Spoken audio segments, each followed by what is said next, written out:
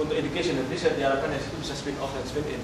Kalau misalkan tadi ada riset solar cell untuk satelit, siapa tahu dari situ bisa menjadi industri sel surya di Indonesia. Jadi yang juga bermanfaat pada sektor-sektor lain.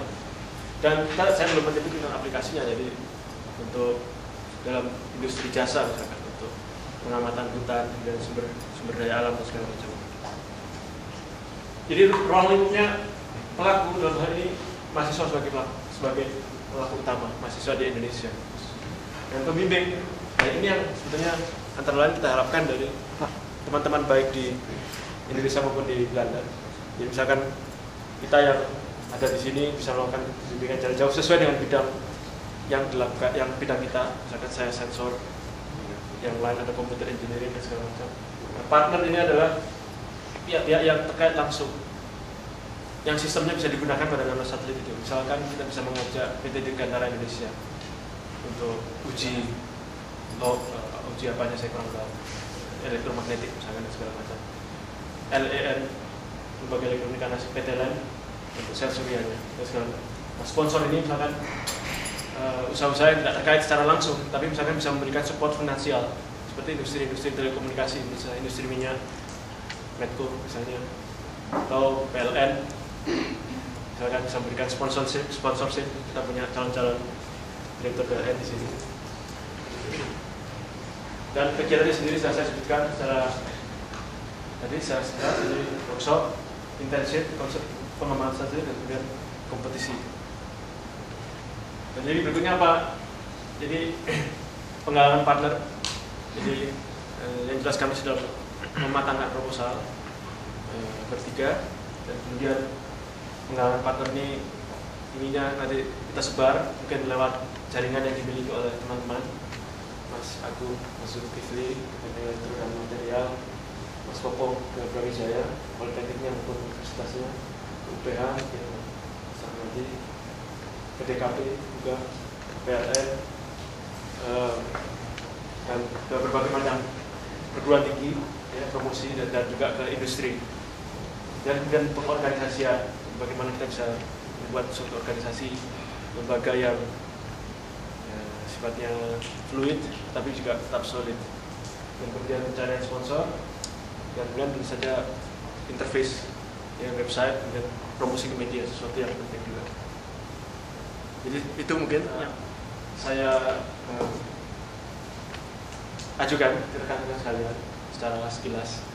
Jadi kami bertiga meminta tanggapan, dan kalau ada pertanyaan mungkin tentang teknologi, Dwi akan menjawab, tentang aspek bisnis dan telekomunikasi Aryo akan jawab, dan tentang Inspire kita bertiga bisa menjawab.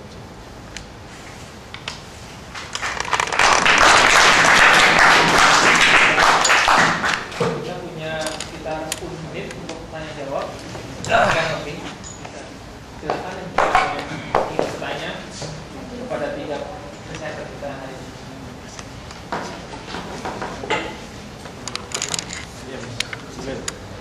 Tadi kan masalah satelit dan space gitu ya. Yang saya tahu kita di Indonesia punya ini launcher ya. Bangun blok. Pernah dengar nggak kamu? Iya, 8, punya 8. Gimana itu? Gimana kali ada yang dari mana? Nggak tahu apakah berfungsi atau gimana? Ya, itu sudah dalam beberapa tahapan. Yang terakhir mereka sedang menguji sistem kendalinya. Jadi kemungkinan kita akan memiliki juga PSLV pada tahun 2012 atau 2014 kita itu. Ini sedang dikembangkan. Tapi sebenarnya itu udah lama Pak ya? Ya, jadi sebenarnya gimana ya? Kita akan memulai proyek roket Kartika itu di UGM. Kartika namanya? Proyek Kartika di zaman Pak Karno tahun 64. Ketika belum lahir. Belum lahir. Tapi udah. Jadi kita sebenarnya paling pertama dalam teknologi roket di Asia. Ya, Asia. Salah satu negara pertama di dunia. Di Asia. Di Asia. 64. Itu masih tadi 2 tahun setelah. Berarti kalau sekarang, Kennedy. kalau sekarang dunia dan akhirat. Jadi kan setelah tahun 80 Pak Habibie datang, difokuskan lebih ke pesawat.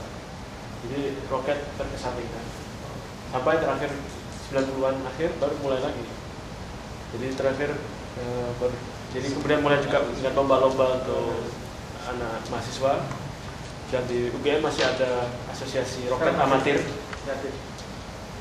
Jadi kita belum bisa mengharapkan launcher dari Indonesia ini, masih memakai launcher yang lain. Tapi memang bagus kalau suatu saat launcher terjadi kita meluncurkan dari Indonesia. Jadi ini mendekati teknologi space dari yang lain, satelitnya sendiri. Soalnya di Bambang itu udah dibangun, udah lama dibangun satu dan begitu untuk supply itu. Berarti PLN udah siap jadi sponsor. PLN. Karena Bambang itu launcher itu nggak jadi kesannya gardu hidup itu yang ada di sana itu bukan terbengkalai lah, itu tak berfungsi, tapi nggak optimal karena pelanggan di sana itu sangat sedikit. Karena tujuan utamanya untuk mensuplai ke tadi. Ya roketnya masih kecil, yang bisa terakhir beberapa bulan yang lalu di selatan Jawa. Garut. Ya, dan sana tuh jenis Kan namanya sama kelas 9 Sumatera.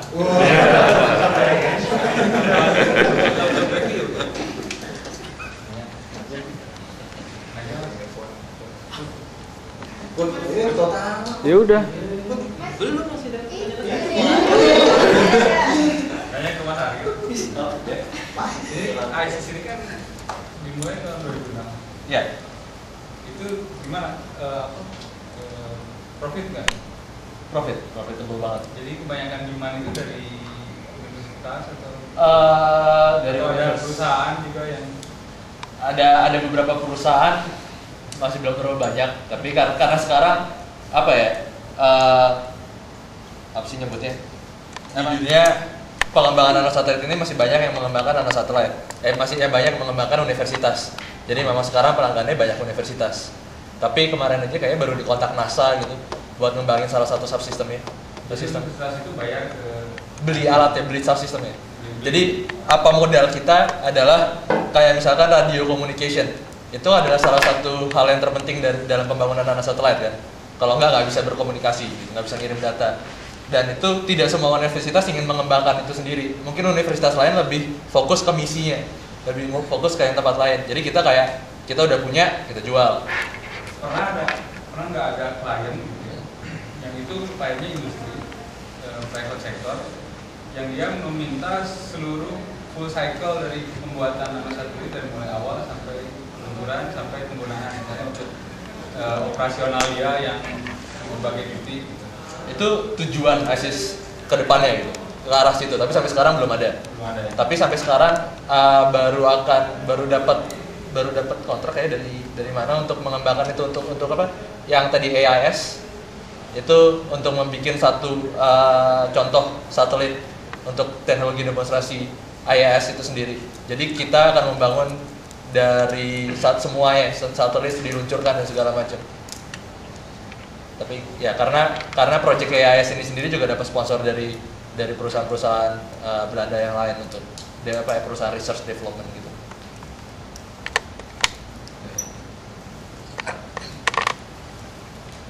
Kalau saya mau tanya dengan Pak Didi itu, kalau yang mengenai proyek Inspire ini sebenarnya bagus sekali gitu.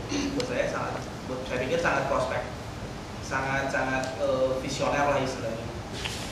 Cuman yang menjadi pertanyaan itu kedepannya misinya apa gitu. Waktu kita luncurkan satelit ke sana, apa yang akan dilakukan satelit itu? Karena kalau tanpa ada misi sesuatu yang spesifik, saya pikir akan percuma kita dengan biaya mahal terus kita hanya berhasil mengirimkan itu, sayang gitu. Ya, yang memang itu belum kita tentukan. Jadi nanti tiap misi satelit, Inspire 1, Inspire 2, itu sesuatu yang harus dielaborate lebih lanjut secara teknis. Misalkan apakah serupa dengan VC3 yang hanya sekedar radio amatir transponder, yang itu juga berarti cukup hanya juga menyamai Inasat ya. Inasat bakal seperti itu.